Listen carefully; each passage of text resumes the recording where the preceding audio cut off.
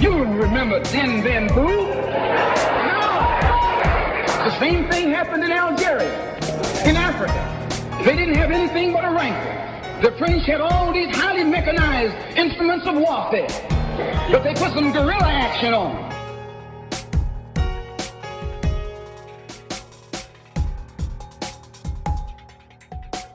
Hello and welcome to a Guerrilla History Intelligence Briefing.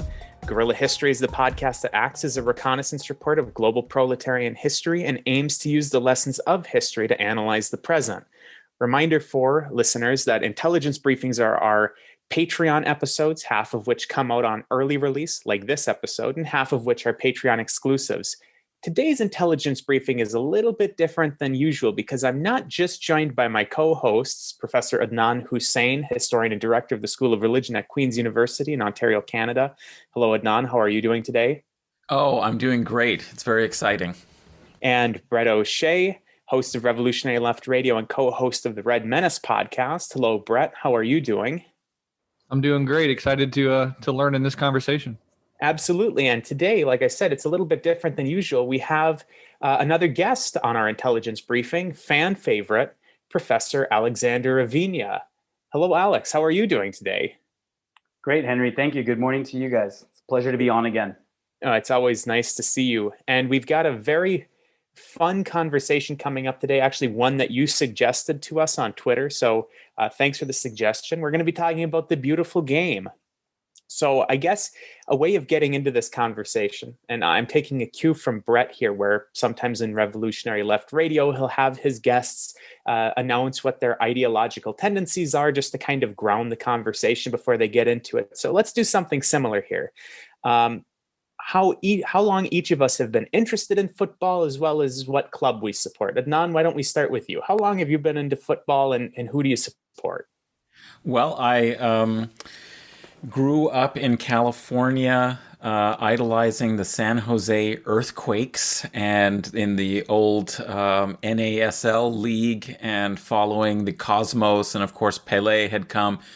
And we were all very excited about these great stars coming over from Europe, these global stars, as well as Latin American stars. And the NASL was really fun. And we had a local team. So I started paying attention to soccer, as we called it then, but football as we often know it. And at that time, I played a little youth soccer to a very low standard, but then subsequently got interested in club soccer globally and have become an Arsenal fan. And I'm very glad that you mentioned that this was akin to an ideological tendency, because regardless of the orientation of the club, one definitely feels and perceives your identification at least as strongly as many of our political positions is the position of your club that you follow.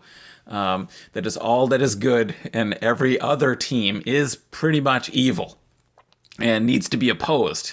So anyway, I love that perspective, and I love the club culture of following football globally. I just love that kind of intense identification. So that's my story with it. So I follow a team in the English Premier League, Arsenal from London. Alex, why don't we turn to you next? How long have you been involved with football, and who do you support? So, I had the, at this point, I think it's the fortune of being raised by a Mexican migrant father who still to this day is completely obsessed with football. So I've probably been playing, I started playing, in the streets in Mexico where I lived when I was younger, when I was 6 or 7. And when we came to the US, I've been playing from the age of 8 up until I officially retired after I messed up my knee in the early 30s. Like I played way too long. But I grew up playing club soccer in California. I ended up playing college soccer in the Bay Area in Northern California, and then would play on the summers on like the USL league, which is kind of like a semi-pro. And then actually I got to play in the US Open Cup. I got to play one summer against the San Jose Clash. So that was pretty cool. So that was one of the teams that came out of the original ASL San Jose Earthquake. So that's pretty cool. As I mentioned to you guys before, like the teams that I support, and I blame my father for this. And then once you feel a team, you feel it with your heart, right? And all your emotions, and it's difficult to switch. So I follow the Mexican League most closely, and we support Club America, which a lot of my Mexican American comrades give me some shit about that all the time. And then we also grew up watching the great Mexican forward Hugo Sanchez in the 80s and early 90s, and he played for Real Madrid. So yeah, the two teams that I support are awful in so many different ways. But when they're on the pitch, my heart goes to these clubs, and that's who I end up supporting. And really knowing and fully aware of these horrible contradictions. And Breht, what about you? How long have you been involved in football, and who do you support? Yeah, so as you know, a Midwesterner, football is huge here, and I was into it my whole life. I played Little League the first moment that I could, and so I'm a lifelong Nebraska Cornhuskers fan and Green Bay Packers fan, baby. Let's go. Yeah, well, everybody's laughing, but Henry told me we're doing a whole hour-long episode on football. I got all my stats out, all my old playing cards. I'm ready to talk about football, and then I don't even know these teams anymore. It's okay, Breht. I come from a Green Bay Packers supporting family as well. I mean, my entire region is Green Bay Packers supporters. So, I mean, that conversation is something else that we could talk about some other time, maybe. I mean, that a publicly owned professional sports team, that does fit within the ideological tendency of this show, but not quite the conversation that we're going to have today. Also named after workers, but I digress. Yes, absolutely. The Acme Packers. That's right. Should have known, though, that we called it the beautiful game. Should have known it wasn't about gridiron. I mean, it should have been obvious, right? My bad. Yeah. So just briefly for myself, I played soccer, as we call it, where I come from since I was pretty young. I was terrible from a technical standpoint, but I had a high engine and I saw the field well, but from a technical standpoint, absolutely abysmal. I also coached. I wrote articles. Actually, the first podcast I ever appeared on was when I was about 18 or 19 years old. It was the Finnish football show. And now I am the English language social media manager for the club that I support, which is Rubin Kazan, two-time Russian Premier League winner, one-time Russian Cup winner, famously beat Barcelona in Barcelona. Yes. So as well as, some other. That was a great day. It was a great day. And we have some other pretty famous victories in Europe too, but I digress. I don't think that the listeners care that much. But if you want to follow that account at FCRK_EN on Twitter, that's me. Anyway, away from me, let's get into the conversation about football itself. So we're recording this on July 8th. So just before the finals of both the European Championships, where Italy will be playing England, and right before the final of the Copa America, where Brazil will be playing Argentina. So some very big games coming up, and we're not going to know how they come out, but listeners, you'll be hearing this, unless you're on our Patreon, you'll be hearing this after these games took place. So you'll know the results. Alex, why don't I pitch it over to you? Basically, just go wherever you want with this conversation. You were the one who brought up the subject. There's a lot that we can talk about, so let's just see where you want to go with it. Man, Brett's comments took me back to middle school and all the football players just talking mad shit to those of us who decided to play soccer. So thanks, Breht. You took me back in that type of rivalry. It was a special challenge to play growing up playing football, the real football in the U.S. But anyway, that's another conversation. Look, I think Adnan and Henry, I think you guys are downplaying your soccer abilities, right? So the great Uruguayan, one of my favorite writers of all time, I think this is the guy who started in a certain way radicalizing me when I first read his books in college, is Eduardo Galeano, right? He died maybe 7-8 years ago. He has a wonderful book called Soccer in Sun and Shadow, as it's translated into English. And in his preface, he says, I used to go to sleep dreaming that I was the best player in Uruguay, which Uruguay is an amazing football country, right? It's a country of a couple million, but they've won the World Cup a couple of times. They produce an amazing amount of talent. And they really took football to a global stage in the early 20th century. He said, but when I actually stepped onto the field, I was the worst little wooden leg that the fields had ever seen, right? So, but that didn't stop, right? And so his ability on the pitch didn't stop his ability to write and to love and to support a game that he really portrayed in its best form as a radical form of democracy. Particularly when you look at different types of contexts in Latin America, especially where, you know, soccer starts in the 19th century because of the British, right? So, which is really, so if you look at Latin America in the 19th century and you see the countries where soccer took off as opposed to where baseball took off, you really get to see like who was the prime imperial influence in those countries, right? So in those countries where baseball is popular to this day, usually those were the countries that suffered a lot of American imperial influence. Same for the countries particularly in the Southern Cone, they suffered, you know, the impact and the influence of British capital and empire during the 19th century. And in the Mexican case, it's kind of interesting because northern Mexico is really baseball, right? The part that's closer to the U.S. is baseball crazy. But in the center and in the South, you had soccer that was brought over by Cornish miners. In the case of Pachuca, which was an old mining town, and then on the Caribbean, on the Gulf of Mexico coast, you had a Scottish steel plant owner who brought soccer to the state of Veracruz.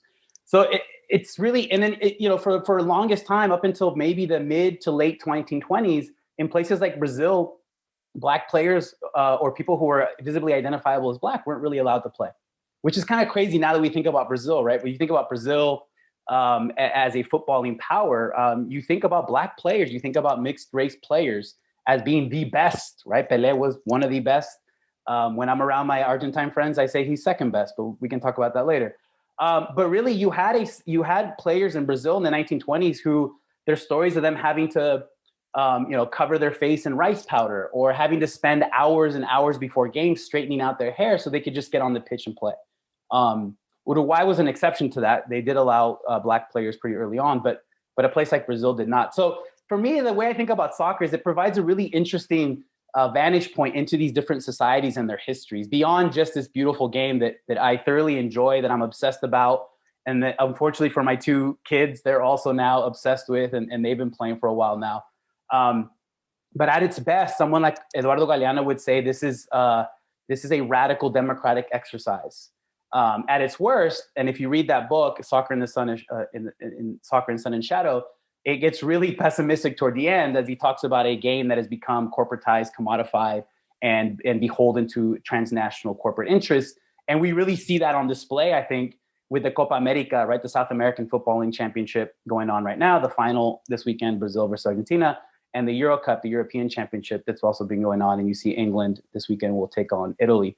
And you have these weird tensions, at least from my perspective, where, those of us who love the game, love watching the game. And honestly, like last summer, what got me through, and I feel super guilty about this, but what got me through the worst part of being locked up, essentially, to not get sick, was the restarting of soccer, right? Like fully aware that these players are being forced to play and that they're placing their lives in danger. But being able to watch this game that I love, like really got me and my sons through this really difficult moment for our family. So there's the actual game on the pitch that we love and enjoy. And then there's this broader context in which, like everything else, right, this game doesn't escape the power and the interests of global capital.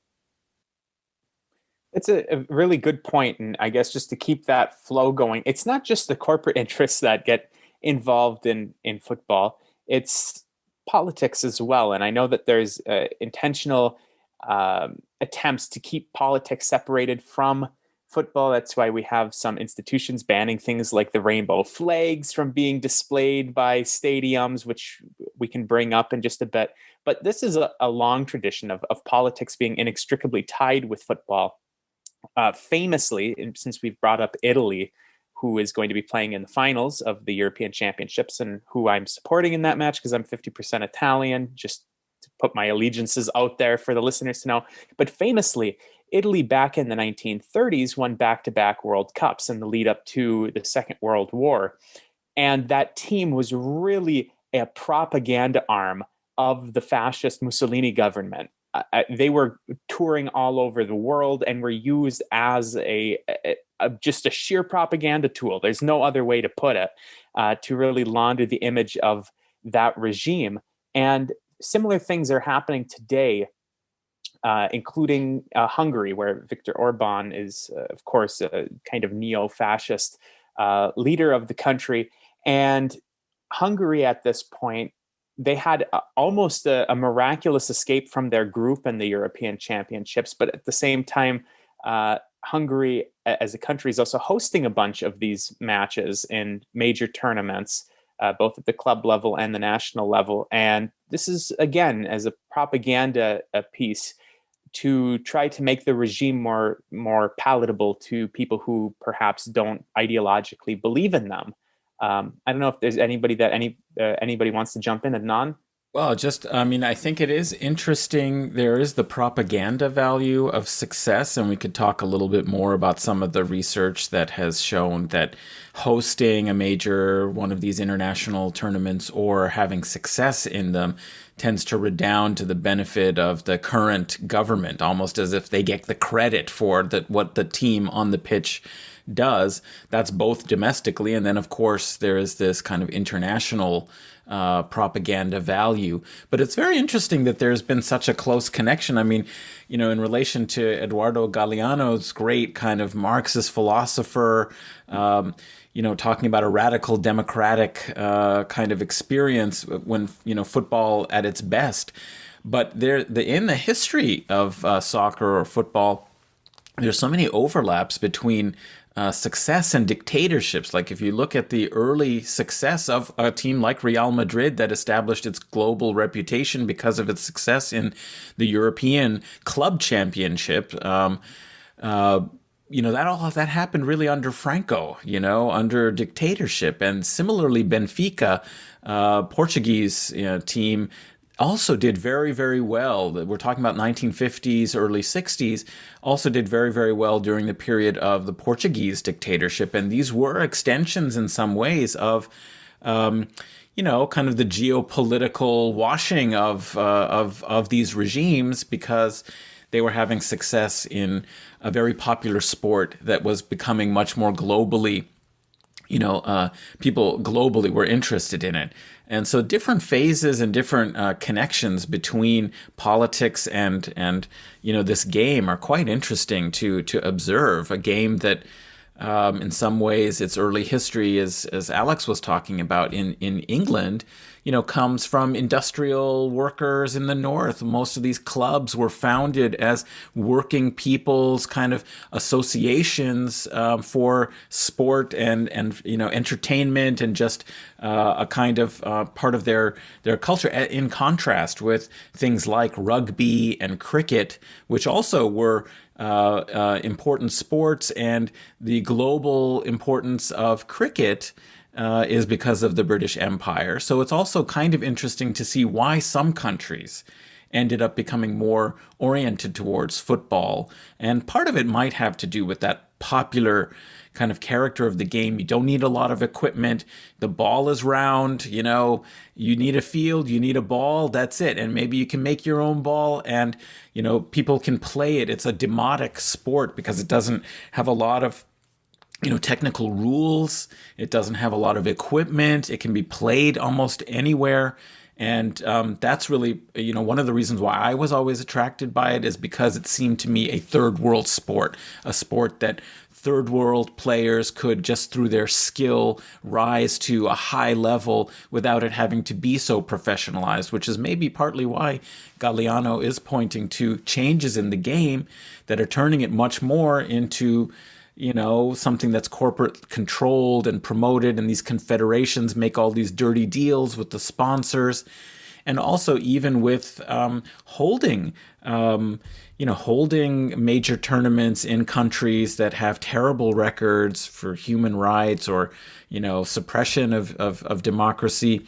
And as long as they can get the sponsors not to have any problems with it, then everybody's happy, except of course the people who enjoy this game and who care about its real roots in, social kind of equality and justice, that ethos. So it's very interesting that contrast between the dictatorship success with soccer and, kind of the global popularity of the game that has its roots much more in this egalitarian spirit. Yeah, I think Antonio Gramsci referred to soccer as an open air kingdom of human loyalty, right? And I think that's one of the coolest ways to describe it. I think Albert Camus, right? Like he also he's a goalkeeper, right? So he has this thing where he says something like, "Everything I know about morals, I learned from soccer," right? So that's like the good stuff. The dictatorship part's really interesting, right? I think that's the sun and the shadow, right? That's like the two models that Galeano focuses on. I think that frame his history of soccer through his trademarked vignette style. That Italian team of the 1930s, right? Like their two best players were naturalized Argentines. So that's really interesting to think about like nationalism. And then they had to bring in two dudes from from Argentina, who helped them win. And I think one of them scored, Orsi, I think is the one who scored the goal in the 38 final, but can't remember. Right. And then the famous example too, the Brazilian national team that won the World Cups in 1958, 1962, and 1970, and people like Pelé became, really useful tools for the Brazilian military dictatorship that was in power from 64 up until 1985.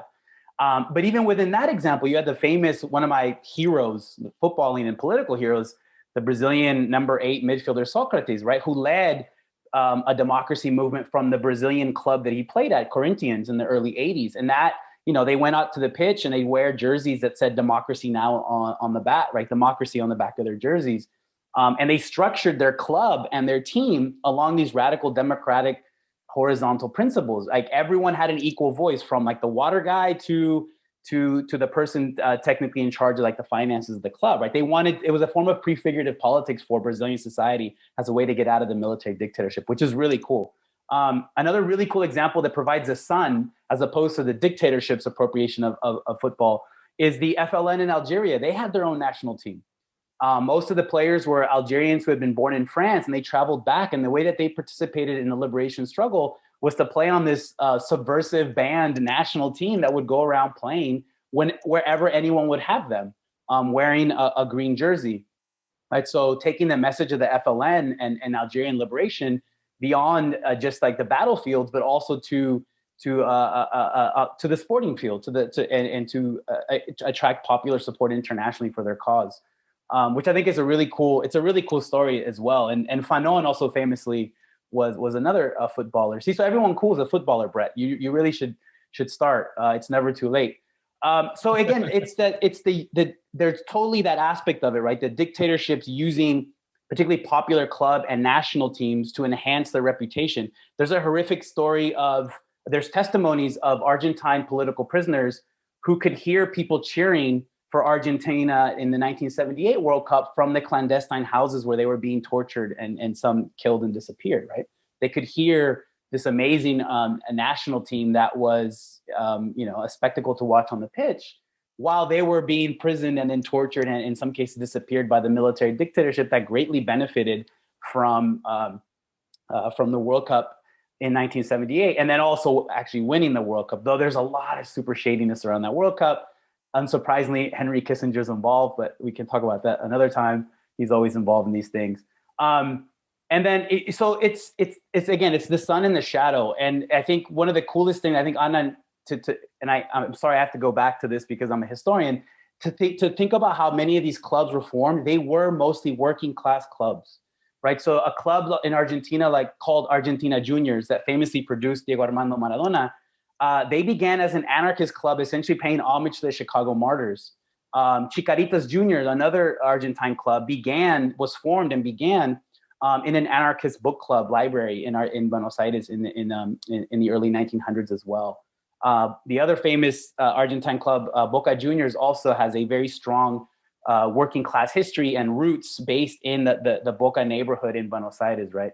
It's what's happened since then that gives a lot of us pause, and even as we like Aliano, and even as we continue to enjoy this game.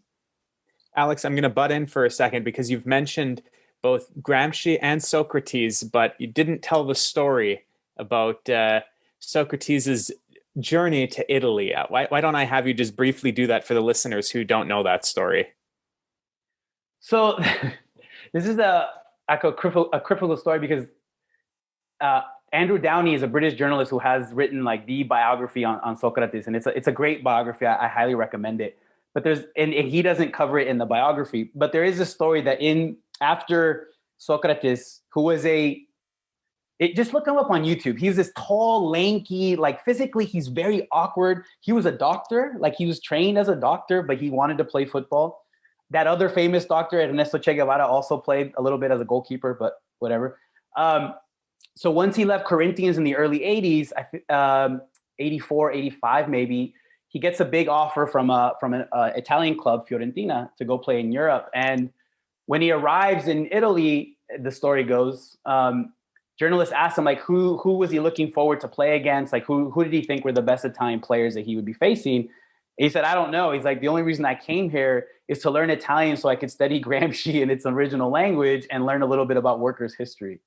That's the type of guy that Socrates was. He did horribly in Italy. Like, he could not deal with the rigid, professionalized world of the Serie A in Italy. And he lasted maybe 1 or 2 years before he was back in Brazil. Because this guy was like bohemian. He was just he just wasn't a good fit. Politically, he's also super left. He wasn't a good fit with the world that professional soccer was becoming in the 1980s. And that's really like a jump off point for global football. I think the late 70s and especially in the 80s, where you start to see the branding and the marketing and the introduction of these transnational corporations really starting to dictate terms in this game. But yeah, Socrates is a fascinating guy, and that's definitely one of my favorite stories of any a football story. I'll jump in again then, because this will get us to Maradona, which I think is a conversation that's worth having. Since you mentioned one of your favorite stories of all time being that Socrates story, which certainly it's also one of mine, I'll pitch out the Maradona and the Pope story for the listeners, which again is a very, very entertaining story. And then we can talk about Maradona for a little bit, who I think he's the greatest of all time. That's a conversation maybe worth having. But Maradona, who, as I said, is generally considered one of the best of all time, if not the best of all time, very famously had a very left-wing ideology, was friends with Fidel Castro, would frequently call himself a socialist or a communist. He called George W. Bush human garbage, quite the character. He had a meeting with Pope John Paul II in the Vatican, and I'm assuming that it was supposed to be some sort of friendly meeting, like, you're this big star, and of course a religious guy. And they have this meeting, and Maradona brings up the issue of wealth inequality. And Pope John Paul II says, well, we here at the Catholic Church are very concerned with the welfare and well-being of children and all people. And Maradona looks up and sees that the ceiling is made of gold. He says, well, if you care about the welfare of children, sell your ceiling then, amigo, do something. Which I just the acuity of that story and the fact that Maradona, who at that point was just this global superstar, would still have the temerity to stand up to the Pope in an instant like that is very... I find that to be a very incredible story, and it's somewhat apocryphal as well. I personally hope that it's true, and knowing Maradona, I wouldn't doubt it. I really wouldn't. All right, Maradona, why don't I just pitch it over to you guys? Well, I'm glad you raised, Maradona. That was we had a conversation actually on the David Feldman show about. We did right after he died. Maradona, and it is because I think maybe he's the Guerrilla History official greatest player ever, because you and I both agree, and I have a feeling Alex is going to agree that he was the greatest, and it's both because of what he achieved on the pitch. For Argentina, the hand of God in that World Cup, unbelievable. So the 2 goals that he scored absolutely encapsulate what's so amazing about this figure. Is on the one hand a spicy bit of craft, willing to do anything, whatever it took, this kind of scrappy kind of approach to the game. On the one hand with the hand of God goal, and then with the other just absolutely dizzying brilliance with the ball, the solo goal that stands as the greatest goal, really in the history of the game. Both were part of his flamboyant character, and also that left wing audacity and his love and care of like the poor people globally. I mean, so he was kind of like a Muhammad Ali in the soccer world, I think, and so that's one reason why I just absolutely love him and think he's the best. And people can pull out the stats and the goals and claim that Pelé is the greatest, but if you want to look at the total package of an athlete who was supremely skilled, had the fierce determination as a competitor, but also had something besides in their personality, something besides just what they did on the pitch, you can't look further than Maradona for his greatness. And so when we say who's the greatest, I mean, we have to take the whole figure. And we're unfortunately now, used to the Michael Jordan era where, okay, well, he's a global superstar, amazing competitor, but, he was concerned that Republicans also buy shoes, and that would never have entered Maradona's mind. It just wasn't a part of his personality, and we're poorer in sporting cultures globally for the fact that corporate interests have made them pitchmen. And this started really with Pelé. I mean, you could see Pelé is like constantly, having commercial opportunities and willing to accede to the dictatorship in Brazil, as Alex already mentioned, but also just corporate pitching of products and so on. And so there's a freshness about Maradona that cannot be matched by any modern athlete, I think. Yeah, I mean, it's always good to bring up Maradona a couple of days before England plays in a final, right? Because they still are a little pissed at Maradona. But yeah, I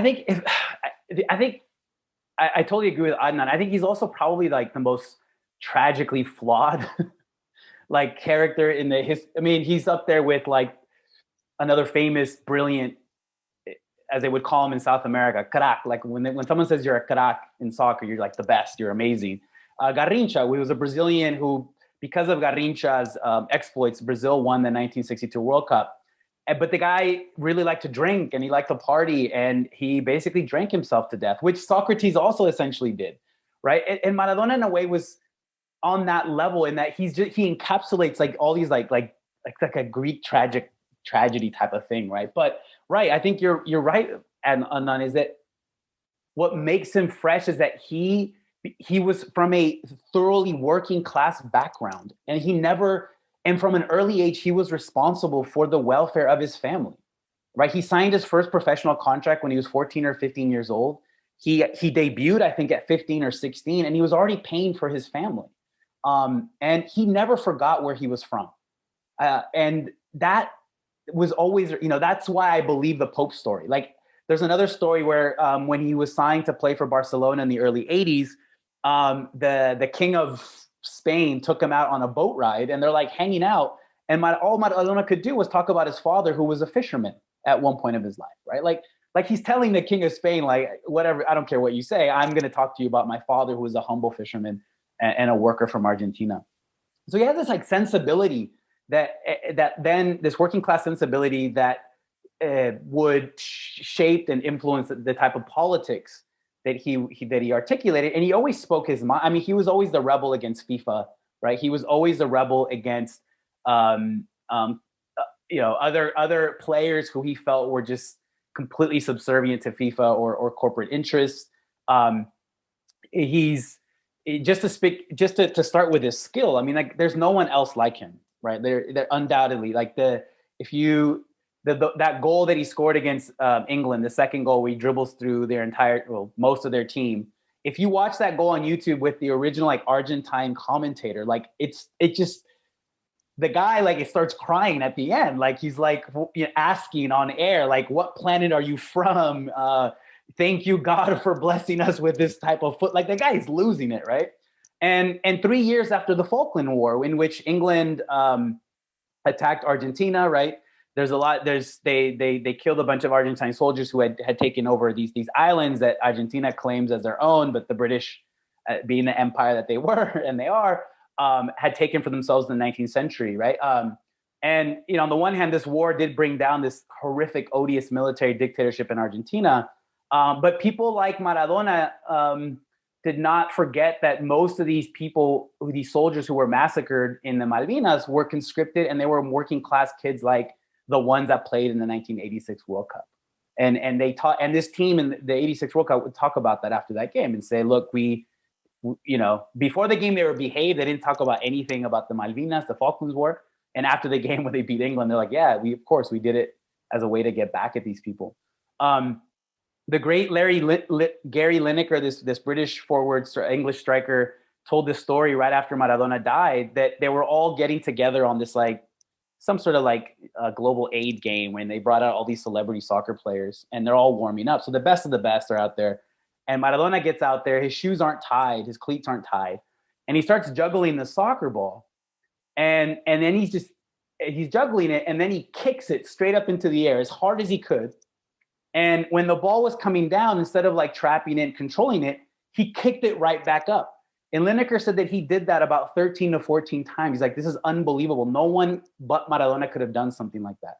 I know I'm probably not describing this in the best way, but it's kind of amazing that this guy could have that level of control with the ball. And which is unsurprising. Since the age of 10, he was the halftime show for professional soccer games in Argentina. It's his life after the game also that really took him to, I think, to to a new level, right? He emerged as this political figure during the pink tide in Latin America, as a big supporter of Hugo Chavez, of Kirchner in Argentina, of Evo Morales.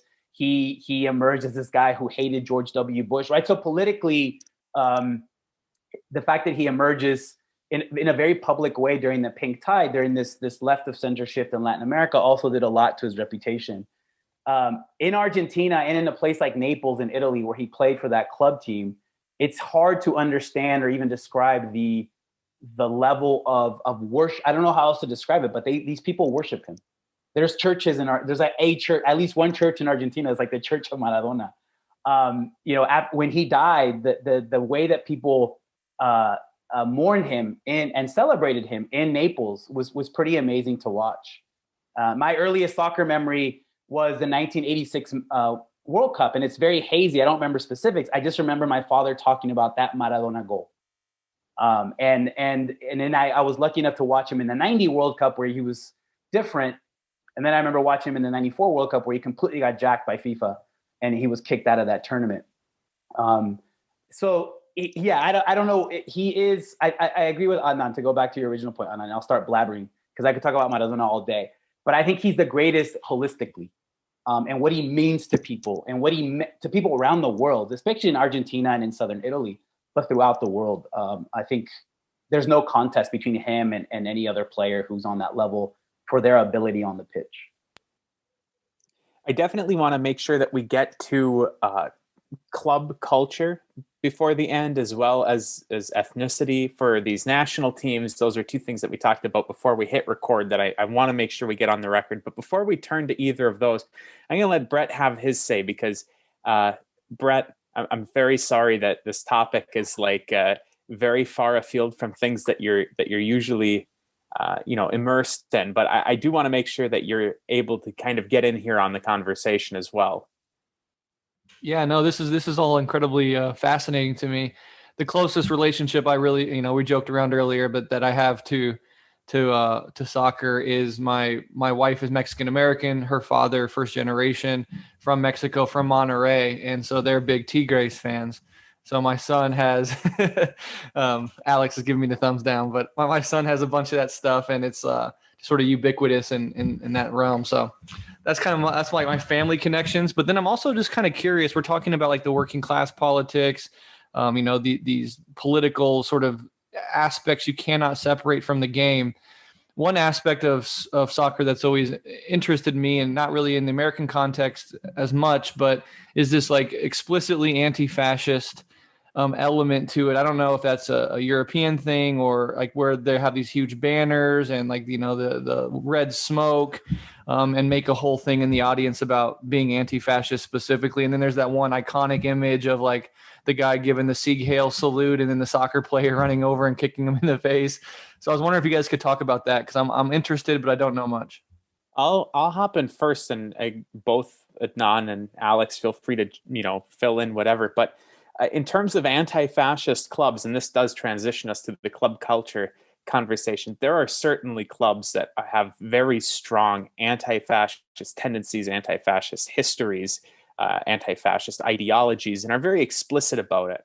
Alex is wearing a St. Pauli sweatshirt right now. I've got a St. Pauli scarf just behind me. I've spent quite a bit of time living in St. Pauli personally, which is very famous for having a very left-wing fan base, anti-fascist, anarchist, communist, pro-LGBT. On the top of their stadium, they have two flags. One is a black flag with a skull and crossbones on it, and the other one is a rainbow pride flag. It's the two flags that are flying over their stadium.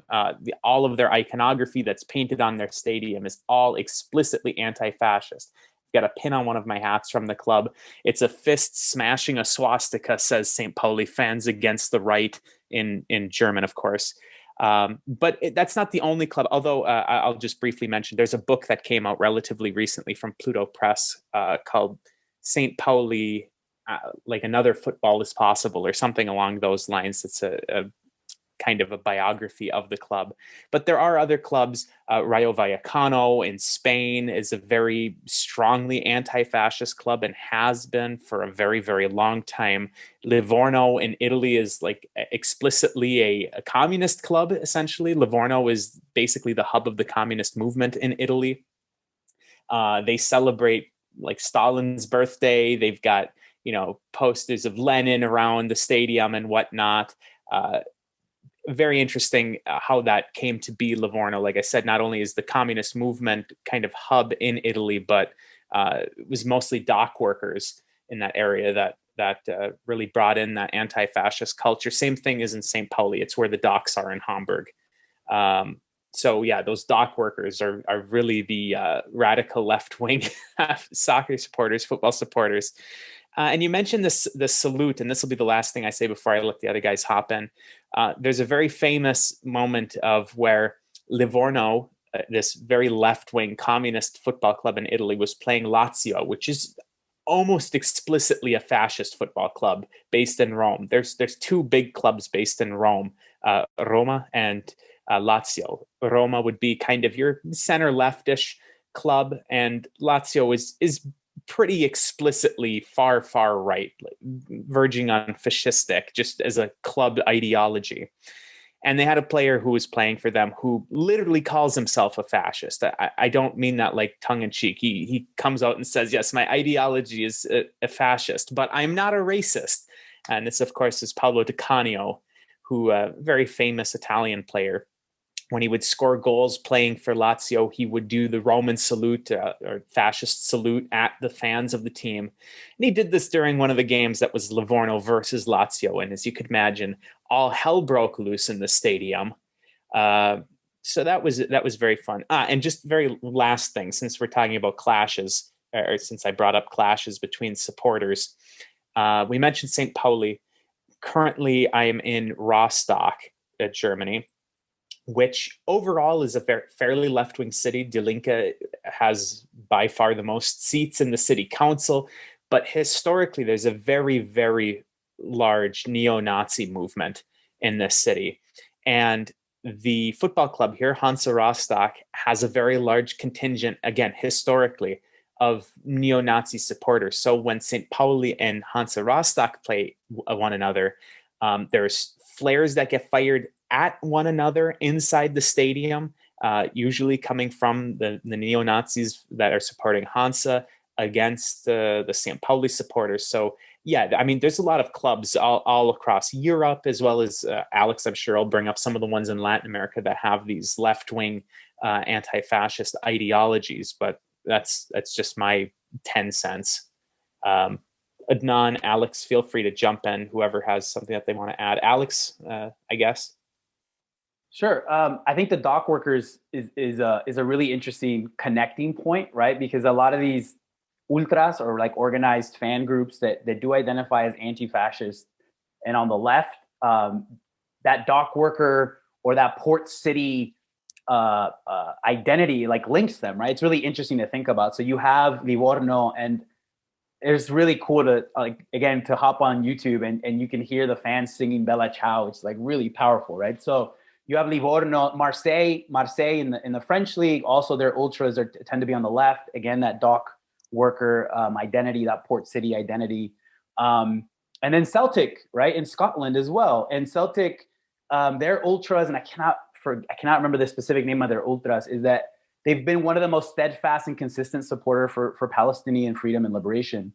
And that's actually been one of the few recent examples of political activism by professional soccer players that I've seen, particularly by Black players in Europe, that during the latest Israeli bombardment of Gaza, you had professional soccer players in England like Paul Pogba, Wesley Fofana, who after their matches would like walk around the field like waving the Palestinian flag, and that was pretty cool to see. So that the dock worker, this estevador, that working class, that port city connection is really interesting. What complicates is that within these clubs, you have different organized fan groups, right? So one club could have like a leftist group, and then they could also have like a right-wing group, and it complicates the issue. And they usually have to sit in like different parts of the stadium. The thing about Lazio that Henry mentioned, actually Mussolini's great grandson is playing for Lazio right now. I don't think he's on the first team yet, but he's coming up. Yeah, he's in their youth team right now. Youth team, yeah. Yikes. Yeah, I mean, of course he's playing on Lazio, which is, yeah. I mean, you look at their symbol; it's pretty, it's fascistic to say the least. In 1 second, just because you mentioned Mussolini, there was famously a year or two ago, one of Mussolini's granddaughters, who also is a Lazio supporter, was complaining that some of these left-wing ultras in Italy were very anti-Mussolini and that they needed to respect the name a bit more. And the Livorno supporters primarily, but as well as some of the other clubs that have left-wing ultra groups, basically just came outside and started chanting, "You can join your leader," at her when she was going to one of the games or something, which of course, could be read as a veiled threat of sorts, but I think online what people did is they turned her picture upside down. Yes, they did. They did. So, yeah, anyway. Yeah, it's really fascinating. I mean, these club cultures can be so different. I'm kind of reminded in this moment also of the degradation of a proud club image. And I'm thinking here really of FC Barcelona, that just announced that it's going to have a pre-season friendly match with Beitar Jerusalem in East Jerusalem. And this is a well-known club that has explicitly anti-Arab policies and caters, it seems, to extreme right-wing Zionist anti-Arab racism. And this is such a betrayal in some ways of at least the image of Barcelona. That has this motto, "Més que un club," more than a club. We are in the community and we represent something more than just football. And what this was often held to mean was, that they had this anti-fascist history and tradition because they were the rivals of Real Madrid, that was the club of Franco. And so they kind of, brought out that kind of Spanish Civil War history in some ways, but it was all really kind of connected to Catalan nationalism. And I think that's also a very interesting thing to remark upon in this context, is the way in which both the national teams and certain clubs can play into a kind of nationalism that is exclusive. It may seem like it's a progressive, and the Catalan nationalism always presented itself because of that history of, opposing Franco and fascism, of actually being progressive, but it can also easily be recovered into just a different form of extreme nationalism and, paying less and less attention to that popular roots of workers that we've been just speaking about. And it's also really unfortunate because Barcelona, used to have as a shirt sponsor, they used to donate the front of their shirt instead of getting money for it. They would, have UNESCO on their shirts. And they also were one of the early adopters of the Say No to Racism and made a big deal about opposing racism. So the fact that over time they have increasingly abandoned any of those sorts of policies in their club culture and here are embracing an explicitly anti-Arab club in Israel that is in occupied territory. It has been condemned by the Palestinian Football Association, and there has been a call for boycott, divestment, and sanctions to make sure that FC Barcelona knows that this is a real violation of the rights of Palestinians. So, it cuts both ways. This corporatization has clearly had an inimical influence on club culture. And it reminds me that we should talk maybe a little bit about nationalism, and that a lot of these national teams are composed of people who are recent immigrants. And, when there's success on the pitch, they're held up as what an image of a multiracial, multi-ethnic, multi-religious France, for example.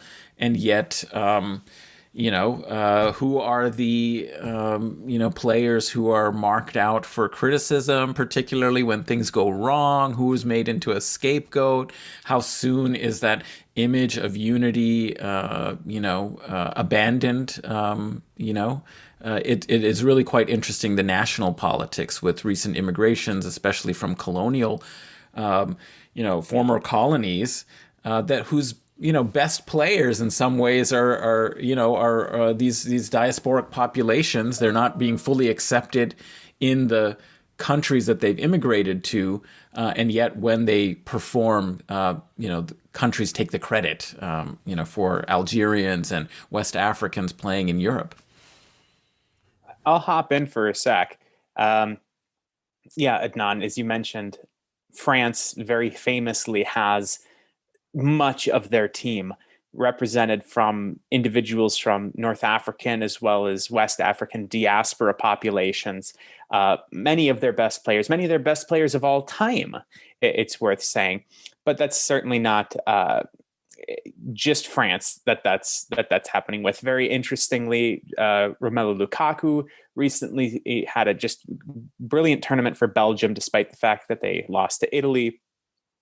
He's of Congolese origin and was lighting up the tournament for Belgium. I'll just let that sink in for a second for listeners. But we have many other examples of where you mentioned these individuals are representing their national team for their country, and you would expect these individuals to be accepted by their fans. And when things are going good, they are. But when things start to go bad, the fans turn on them very quickly. And there's two examples that jump to mind pretty quickly on that front. From here in Germany, there's Mesut Ozil, of course, who is of Turkish origin, represented the German national team for years, has a lot of appearances for them, generally played quite well for the German national team. And the Germans accepted him wholeheartedly when things were going well. And then things started to not go so well, and he found himself completely locked out of the team.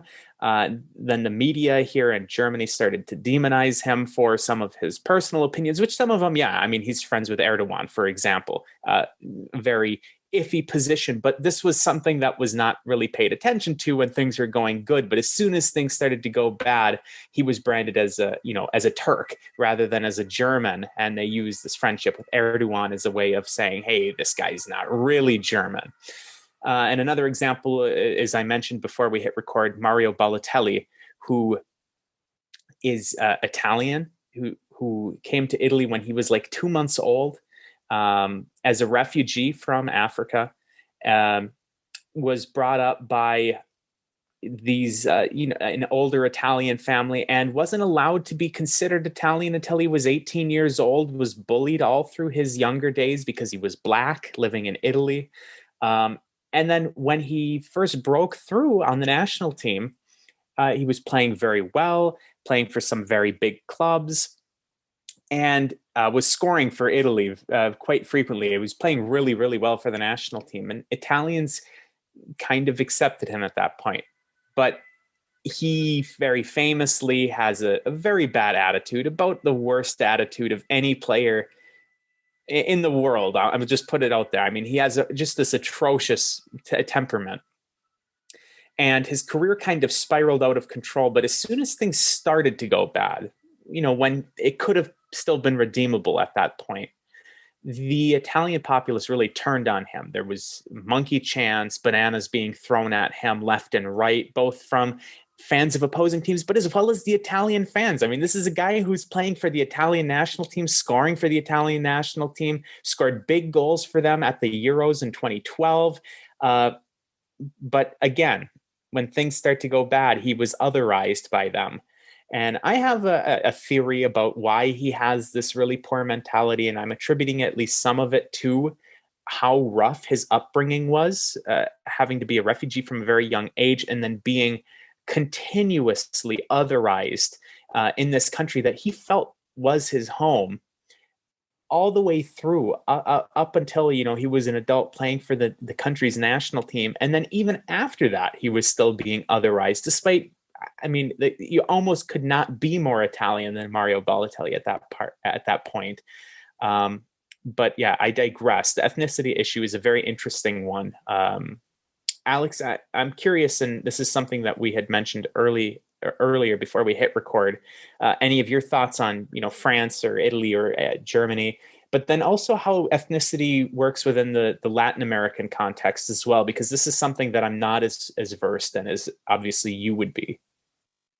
Yeah, I think these national teams have been and can be used to exemplify the aspirational ideal of these national societies, right? So that French team that won the World Cup in 1998 famously was a post-colonial team, right? You had their best player, one of my favorite players of all time, Zinedine Zidane, right? Algerian. You had Yuri Djorkaeff, who I think might have been Moroccan or Algerian, I can't remember. You had a variety of players whose families came from these different French colonies in Africa. And because they won, because they emerged as champions, they were seen as, look, this is like what French society actually is. Look how great we are. We have somehow put our legacy. Well, they don't even talk about usually the legacies of colonialism, but they jump straight into post-colonialism and said, look, we made it. And the historian and one of the best people to read about soccer, Laurent Dubois, has a great book about that 1998 French team.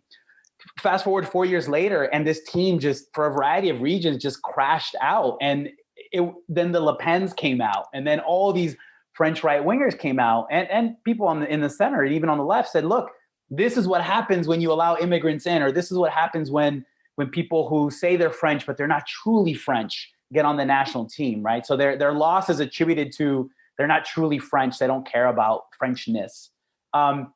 Something similar has happened historically in a country like Brazil, right? Which for decades has propagated this myth that it's a multiracial democracy. And they would say, look at our national team. That national team shows that we are a multiracial democracy, and they would contrast themselves to the United States and say, look at the United States versus us. And our national team from the 1950s on, they would point to and say, look, that's what we are. We're a multiracial democracy. Once you dive down beyond that into like statistics and power, and you see it's to this day, one of the most unequal class societies in the world, largely along racial lines, right? So again, these national teams in the good moments, they serve the purpose for these countries to say that's what we are. That's the best that we are, and our national teams exemplify that. But when things go wrong, then they have these erstwhile scapegoats that they could then use and place the blame on.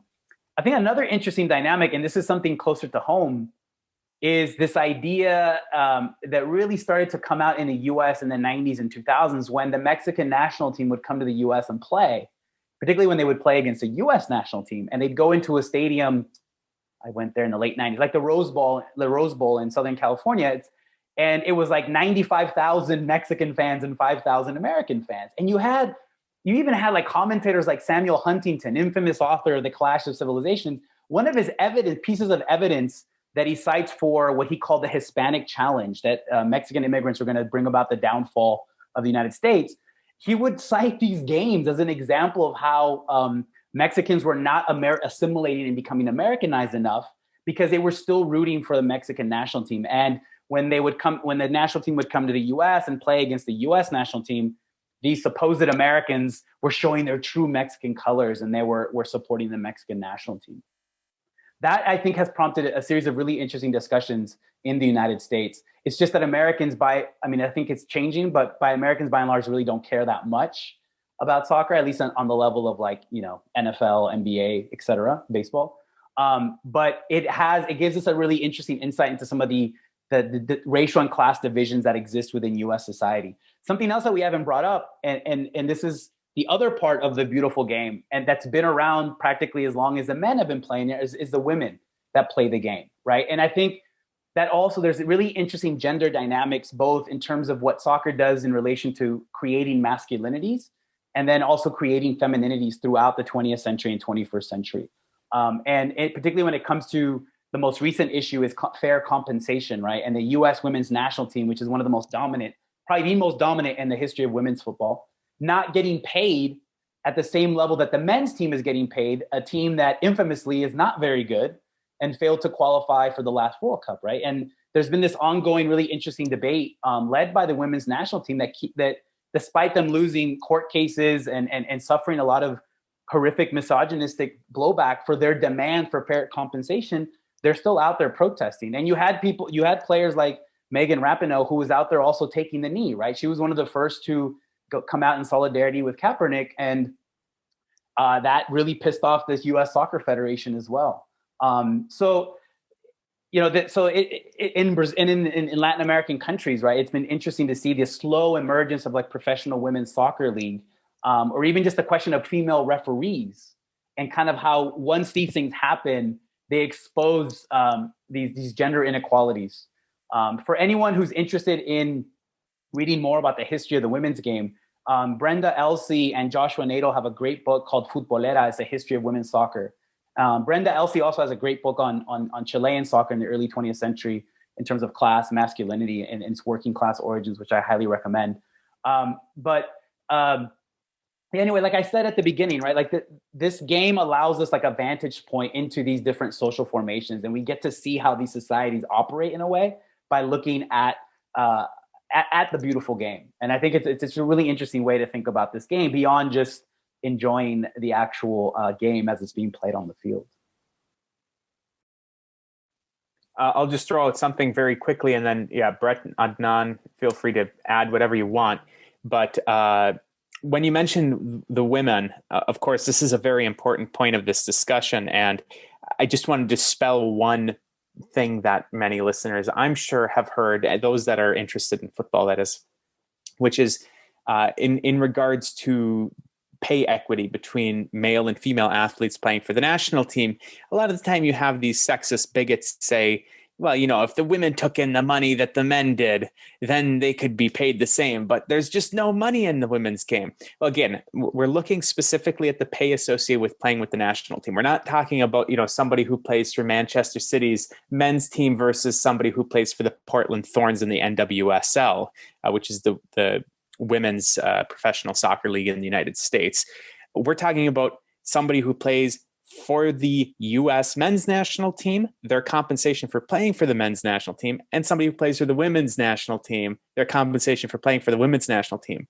The women's national team takes in more revenue than the men's national team does. Not only are they more successful on the pitch, in terms of the women's national team has won numerous World Cups, Olympic gold medals. They're the most successful team in the history of women's football. Whereas, as Alex, you just mentioned, the men's team is just in a perpetual state of underperforming.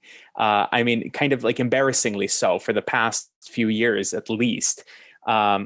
But not only are the women performing better, they take in more money and they still get paid less than the men, which is a very interesting point of that argument, and something that the listeners should be aware of, because, of course, that'll be one of the first things that you hear is an argument against pay equity between the male and female athletes playing for the national team. Well, if the women took in the money that the men did, they'd get paid the same. No, they don't, because they actually take in more money and they still get paid less. So it's an important thing to keep in mind. You're totally right, Henry. And it goes beyond the pay, the compensation. It also goes to training facilities, to transportation, right? Like really pushing for equity on all these levels, right? At both at the club level and at the national team level. Like I said, it provides us a really interesting vantage point into gender in these different societies and countries. Yeah, and well, I'm knocking stuff over now. Just one other quick point, as you mentioned, the facilities. Artificial pitch is a big topic. So in the last Women's World Cup, they were using artificial pitch throughout, which the athletes hate. It's really, really tough on the joints. None of them like to play on it, and it's something that no men's national team would ever accept playing on. Other than maybe some of the Nordic countries, which have artificial pitch at their national stadiums for fairly obvious reasons. We're talking for a major tournament, it would never be accepted by any of the men's national teams to play on artificial pitch. And yet it was being mandated upon the women's players, despite their protests, because that was what, was deemed acceptable for them. They have a completely different standard placed upon them than the male athletes do, despite, again, playing at the same equivalent level at the international level. Just totally different and very, very infuriating. Breht, Adnan? Well, those are all really amazing points. I think also one topic that I'm interested in, just as a last sort of issue to be thinking about, is that we are in the midst of two big national tournaments, international tournaments of national teams in CONMEBOL, the Copa America, and also the Euros. I was thinking a little bit about rooting interests. Like if it's not your country or you're not very nationalistically oriented, it's interesting to approach these tournaments. Who do you root for and on what basis? And I guess I'm thinking a little bit of the fact that England is in the final. And English fans do have a certain reputation. So we haven't talked much about fans and fan culture. But I read a wonderful book, Among the Thugs, by Bill Buford. Kind of this ethnographic study of soccer fans who were known as hoodlums, and during Thatcher's kind of period were sometimes demonized as a source of all kinds of social problems. And sometimes they were characterized as being susceptible or engaged and involved with far-right kind of politics. And that's certainly one element of the English fandom for their national team that I find remarkably distasteful. It's a little bit like what we were talking about when Le Pen comes out, or the Le Penists come out and criticize the French national team, that they scapegoat the racialized players and so on. But I was, I'm hoping that I will be able to say at the end of the final with Italy, like Bjørge Lillelien, the Norwegian commentator after a victory by Norway over England. Lord Nelson, Lord Beaverbrook, Sir Winston Churchill, Sir Anthony Eden, Clement Attlee, Henry Cooper, Lady Diana, Maggie Thatcher, can you hear me? Your boys took a hell of a beating. So that's how I root. One of the greatest calls of all time, by the way, listeners, just look up your boys took a hell of a beating, and it'll come up on YouTube, and it's so fantastic. Your boys took a hell of a beating, and the Norwegian accent it makes it. It's so fantastic. And Alex, actually, I believe I sent you a little video that a football podcast put together using that commentary that I thought was pretty humorous. My explanation of it would not be conducive for the listeners having any idea of what I'm talking about, so I'm not going to bother. But it's just a great call, and so everybody should look up. Just go to YouTube and Google or YouTube. Your boys took a hell of a beating, and you'll find it. Breht, what are your final thoughts? We'll go around the horn one more time on the way out the door. Yeah, I just find this whole thing very fascinating. I'll have to get more into it myself. I'm sort of curious as to why it doesn't take off in the U.S. like it seems to take off everywhere else. I don't know if you have any thoughts on that closing. I always thought though. I remember. I don't know if it was a guest on Rev Left that mentioned this or something, but there's this deep sense of community in these clubs and these cultures that develop over time. And I always like this idea that somebody mentioned to me of like having a United States like left wing like soccer club, sort of league where like, people on the left, we form our own like regional teams or something, and we go around and play with one another to build community, to get to know each other across state lines, etc. I always like that idea, but yeah, those are some of my closing thoughts. And the intertwinedness and the deep connection between these sports and politics and class is something that is perpetually fascinating to me. And we have one of your children, Breht, saying hi to us, which is very cute. And I'm sorry that the listeners can't see this. They can only hear it. But yeah, very cute. Left-wing politics in American football, soccer. I don't know if you guys have anything that you want to chime in. I'll just throw out that Portland and Seattle, in terms of MLS teams, both have fairly progressive fan bases. I mean, we're not talking like Livorno or St. Pauli, but they do have fairly progressive fan bases. And if you're looking at below the MLS level, so in more of like a semi-professional kind of tier, there are more clubs that would fit into that. And FC Detroit is one that is pretty well known for having a pretty left-wing fan base with, all of the flares and the banners, the anti-fascist banners that you would typically associate that with. And they're a fairly new club. Like I said, kind of at that semi-professional level, but worth checking out for anybody in the Great Lakes region, FC Detroit. Give them some of your support. Alex, Adnan, any additional thoughts on that? I think here in Phoenix, we have a second division team, Phoenix Rising, and the Ultras, the fan group, Los Bandidos, have been great in terms of trying to foster that anti-fascist, more left identity. This club, one of the co-owners of the club is Didier Drogba, and he actually played here a couple years ago. He was like in his 40s, and for a couple of years though, I think. Yeah, he did. He at least two. He didn't run much, but when he wanted to do something, it was amazing. He would like do something amazing. But there's a scene a couple years ago where the Los Bandidos Ultras were holding up. They would always hold up like anti-fascist symbols or the refugees welcome signs. And after the game, Drogba went and grabbed, the sign and started running with it and showing it, right? Which is here in a place like Phoenix and in Arizona with our history of anti-immigrant politics, that was a really meaningful thing for him to do. And I think this fan group, like many others, right, particularly in the Northwest and the Northeast, they have both at the MLS, but especially at the second and third division levels, have tried to foster that anti-fascist identity that they see in Europe and in Latin America. I love what Breht said about community. I think one of the interesting things about football in the U.S. is that since early 20th century, it has allowed for the formation of community amongst migrant communities who have come to the United States. Whether it's European migrants coming in the 20s, 30s, and 40s, or Mexican migrants who's, following the railways made it up to Detroit in the 40s and then forming their own teams based on identity and then playing on a Sunday adult league. It's been historically and currently an important way of forming community at the very local level. My father, when I was growing up in the US, my father played on a team that was all like relatives from his own little rural hamlet in Michoacan, from Michoacan, Mexico.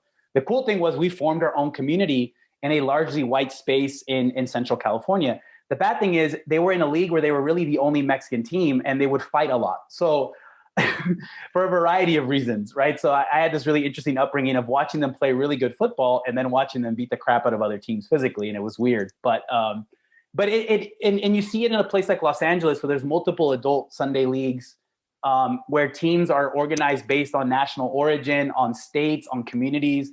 And it's just a way of forming communities, especially for migrant peoples who come to a country that they don't know necessarily and are trying to find a place. They're trying to get a foothold.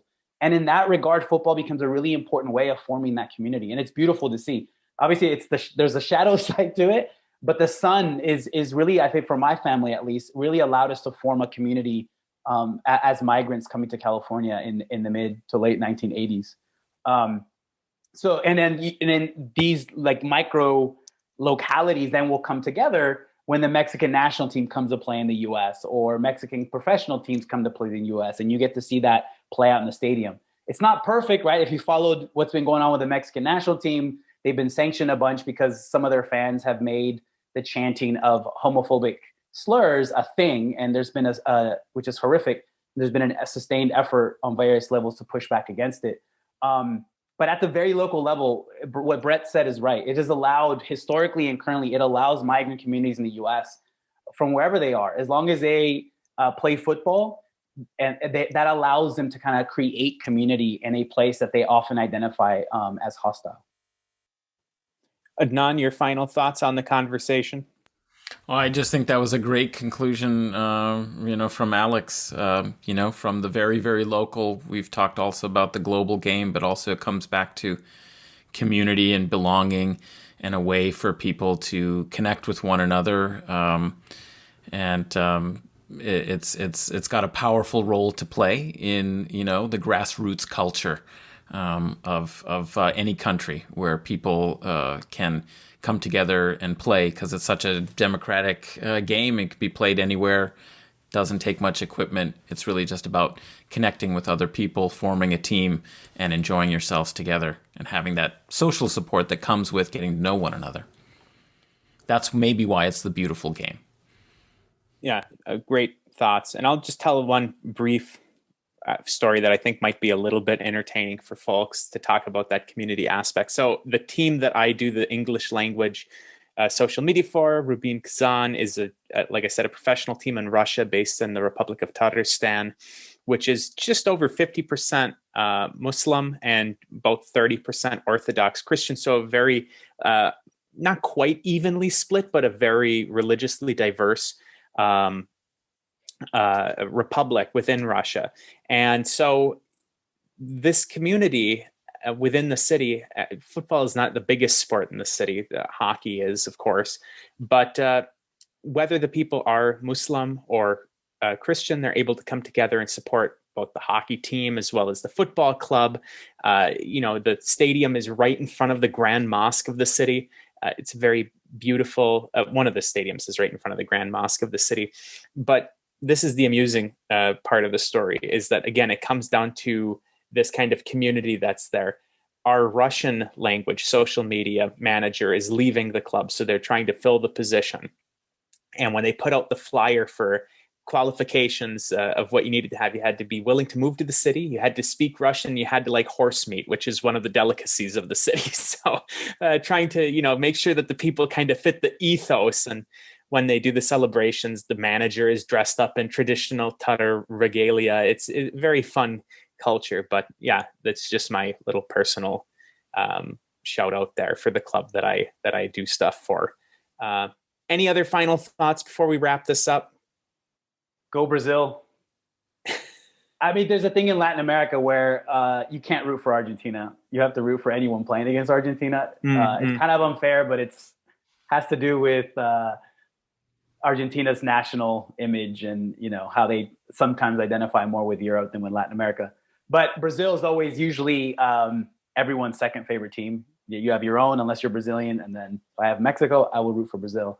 And the Euro Cup.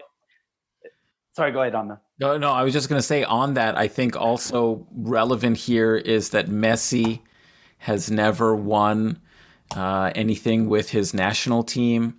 And as far as I'm concerned, Maradona's legacy should be protected. So go Brazil. If he goes through, he may be the greatest club player, but his like image and standing will always be second in Argentina to Maradona as a result of that. And that would be great to be able to maintain, the church of Maradona. I totally agree. And then I think for the Euro Cup, I'll end with Galliano, how I began. In that one, I'm just going to be a beggar for good football. I figured out a way that we can wrap this up. Last note, then. We're going to do predictions since we're recording just before the finals, and I'm going to include Breht in the predictions. So, I mean, we'll see how close any of us is on either of these guesses. So, Adnan, Italy, England, and Brazil, Argentina. Who are your two winners? Italy wins on penalties. And Brazil. That would be stereotypically English for the listeners who are not big football fans. That's right, to lose on penalties. That's how it is. And then in the Copa America, Brazil 2-1. Neymar scores the winner. Alex? I think the Euro Cup, I think Italy will win, I will say 2-0. And in the Copa America, I think Brazil will win. I like Adnan's at 2-1. I'll go with 2-1. I think Neymar will score and Lucas Paqueta will score the other one. Breht, you want to take a shot? I will confidently say Italy 3-0, Brazil 3-1. Mark my words. And the funny thing is Brett's going to be right. I'm quite sure of it.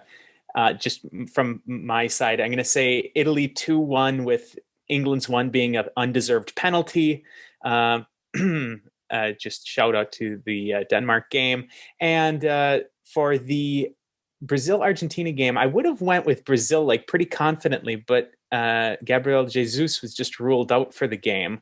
They extended his suspension, so he's not going to be playing in it. But I'll say it'll go to extra time, but Brazil will pull through 1-0 in a pretty boring game. That's my guess there.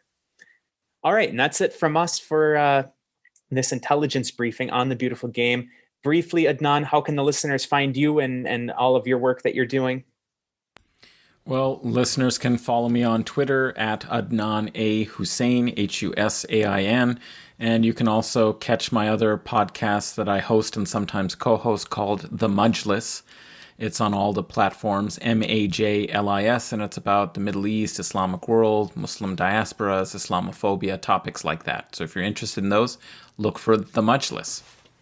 Breht, how can the listeners find you and your work? You can find everything I do at revolutionaryleftradio.com. And shout out to Alex for coming on. This has been a really interesting episode. Bye. And definitely thanks to Alex. Alex, how can the listeners find you and your work? Thank you, guys. This was great. It's always great to converse with all three of you. You can find me on Twitter, where because of the pandemic, I've been spending way too much time. So I'm at Alexander_Aviña. And then on there, you'll be able to find my website, which has stuff that I've written, recorded, all the episodes that I've done with you guys previously. So thank you guys so much. This was a lot of fun.